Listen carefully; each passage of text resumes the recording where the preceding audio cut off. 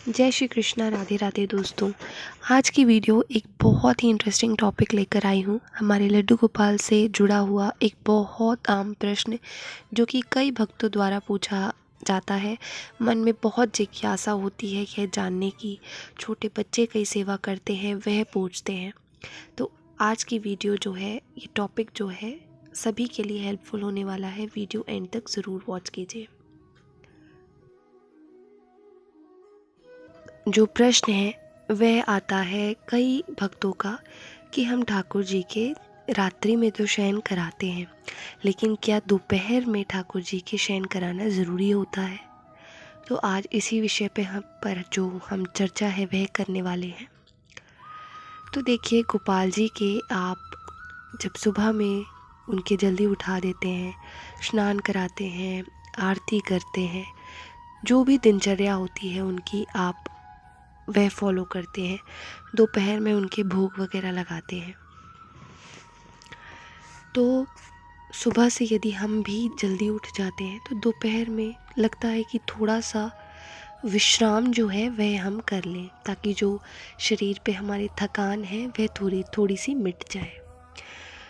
तो जो दोपहर में सेवा दी जाती है ठाकुर जी को वह होती है विश्राम सेवा। जो रात्रि में सेवा आप देते हैं ठाकुर जी को वह होती है शयन सेवा। तो विश्राम सेवा अलग है, शयन सेवा अलग है। दोपहर में आप ठाकुर जी की विश्राम कराइए, प्रभु से आप निवेदन कीजिए, उनसे विनती कीजिए। जब आप दोपहर में उनका भोग जो है वह लगा देते हैं, प्रभु भोग लेने के बाद जब आप मंदिर में पर्दा लगाते हैं या फिर जो भी, अगर जिस चारपाही पर आप उन्हें सुलाते हैं, जिस बेड पर सुलाते हैं, तो आप चाहें तो मंदिर में वह उनके समीप रख सकते हैं, विश्राम करा सकते हैं। जिस तरह की शयन मुद्रा होती है, आप उन्हें उस अवस्था में आप उन्हें अच्छे से लिटाकर उनके हाथ पांव जो है वह दबाकर और उन्हें शयन न कराकर उन्हें विश्राम करने के लिए जो विनती है वह कर सकते हैं कि प्रभु आप विश्राम कीजिए। तो इस तरह से आप जो है प्रभु को दोपहर में विश्राम करा सकते हैं। अब कई लोग पूछते हैं कि क्या हमें दोपहर में विश्राम कराना ज़रूरी होता है। तो देखिए, ये भक्त के भाव हैं। यदि मैं अब अपनी बात करूं तो जब लॉकडाउन के पहले मैं ऑफ़िस जाया करती थी तो मैं मानसिक रूप में जब दोपहर में खुद लंच लेती थी तो मैं मानसिक तौर पर ही प्रभु से प्रार्थना करके उनके जो भोग है वह लगा देती थी। जो भी भोग होता था मैं वह सुबह में ही प्रभु के समीप रख कर जाती थी। तो मैं मानसिक रूप से ही उनसे प्रार्थना कर लेती थी कि प्रभु आप भोग स्वीकार करें।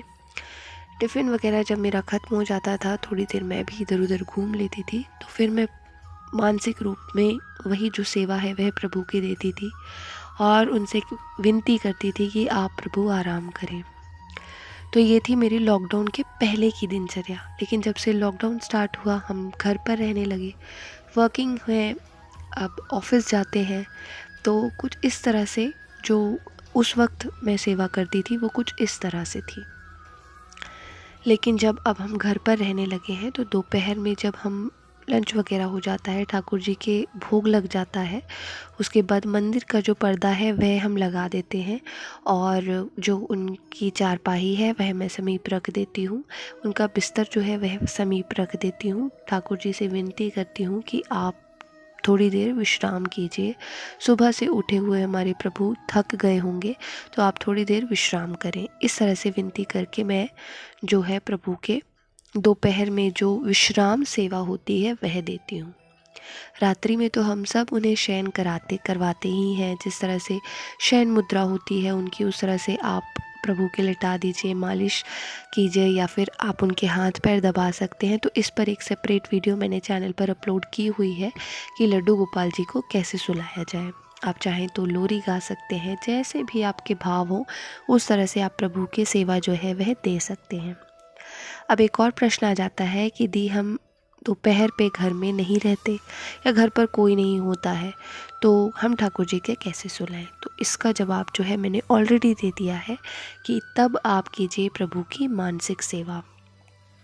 मानसिक सेवा कीजिए आप, और जो भी आप खा रहे हैं, जो भी आप, जिस तरह से मैंने बताया भोग की बात, आपने वहाँ जहाँ पर भी हैं आप, वहाँ पर आपने अपना लंच खोला, प्रभु के पहले याद कीजिए कि आप भी भोग स्वीकार करें। मैं तो भोग रख कर ही जाती थी उनके समीप, और आप भी भोग स्वीकार कीजिए। इस तरह से प्रार्थना करें। थोड़ी देर बाद जब आपका लंच वगैरह हो जाता है, इधर उधर आप भी घूमते हैं, जब आकर अब अपनी सीट पर बैठें, तो बस आपको मानसिक तौर पर ही सेवा देनी है। प्रभु को प्रार्थना कीजिए कि आप प्रभु विश्राम करें। सुबह से उठे हुए आप थक गए होंगे, तो आप छोटे से नन्हे से बालक हैं और हमारे छोटे से लड्डू गोपाल, आप थक गए होंगे, तो आप थोड़ा विश्राम करें, और मैं जल्दी ही शाम में जब घर आऊँगा तो आपसे जल्दी मिलूँगा। और जब आप शाम में घर जाते हैं, हाथ मुंह धोकर प्रभु के पास आइए, उन्हें प्रणाम कीजिए, और जिस तरह से भी आपका दिन बीता या जो भी दिनचर्या रही, 5 या 10 मिनट बैठकर उनके समीप बैठिए, उनसे बात कीजिए, और इस तरह से हमारे जो छोटे से गोपाल जी हैं उन्हें भी बहुत अच्छा लगेगा, और इतना अच्छा महसूस होगा उन्हें, क्योंकि हमारे नन्हे गोपाल जी हमारे घर के, जब हम उन्हें लेकर आते हैं अपने घर, या फिर ये कह सकते हैं जब प्रभु हमें सेवा का मौका देते हैं, वह हमारे घर आते हैं, तो हम उन्हें एक किसी भी आप जो रिश्ता है उससे हम उन्हें जोड़ लेते हैं, चाहे वो हमारे मित्र हों, चाहे हमारे पिता हों, हमारे सखा हों, बेटे हों, है ना, तो पुत्र के रूप में, या हमारी लाडली हैं तो पुत्री के रूप में, सखा के रूप में, पिता के रूप में, कई रिश्ते जो हैं वह हम अपने गोपाल जी से जोड़ लेते हैं। भाई के रूप में, तो जो भी रिश्ता आपने उनसे जोड़ा हुआ है, तो वह रिश्ता तो आप निभा ही रहे हैं, लेकिन अंत में बस ये चीज़ ज़रूर ध्यान में रखिए कि हैं तो वे हमारे प्रभु ही। आपने उनसे जो भी रिश्ता जोड़ा है ये आपके भाव हैं, लेकिन है वो प्रभु, और जो सेवा है, जो पूरा पालन है, जो सेवा का पालन है, जो नियमों का पालन है, आपको वह प्रभु के अनुसार ही करना होगा। आप ये नहीं कर सकते कि जिस थाली में आप खा रहे हैं प्रभु के उस थाली में भोग लगा रहे हैं, क्योंकि वह आपने तो उनसे रिश्ता जोड़ा हुआ है, आपके भाई हैं, तो भाई और बहन तो एक थाली में खाना खा लेते हैं, तो चलिए प्रभु के साथ भी बैठ जाते हैं। नहीं, है वो हमारे प्रभु, और आपको जो सेवा है वह भी उन्हें उसी तरह से ही देनी है। तो बात कर रहे थे फ्रेंड्स, किस तरह से जो शयन है, विश्राम की सेवा जो दोपहर में दी जाती है वह देनी है। तो बिल्कुल ये मत समझिए कि आपने ठाकुर जी के किसी भी रिश्ते से आपने उन्हें बांध रखा है। जो भी रिश्ते में आप उन्हें ले आए हैं अपने साथ, तो उस रिश्ते में हैं हम, चाहे वो आपके भाई हों, चाहे पुत्र हों, तो आपको लगे कि वो तो मेरे भाई हैं, तो दोपहर में नहीं भी विश्राम कराया मैंने भाई को, तो कोई बात नहीं। यदि आज मैंने उन्हें भोग नहीं लगाया तो कोई बात नहीं। तो ऐसा नहीं है।